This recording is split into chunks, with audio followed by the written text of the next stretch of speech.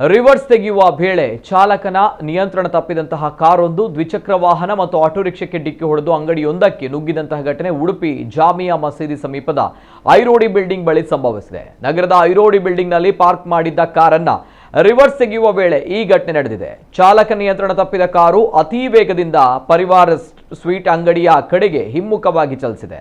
ಇದರ ಪರಿಣಾಮ city centre ಮಾರ್ಗದಿಂದ ಸಂಸ್ಕೃತ ಕಾಲೇಜು ಕಡೆಗೆ ಸಾಗ್ತಾ ಇದ್ದ ಬೈಕ್ ಹಾಗೂ ಆಟೋಗೆ ಡಿಕ್ಕಿ ಹೊಡೆದಿದೆ. ಇದರಿಂದ ಬೈಕ್ ಸವಾರ ಹಾಗೂ ಆಟೋ ಚಾಲಕ ಗಾಯಗೊಂಡಿದ್ದಾರೆ.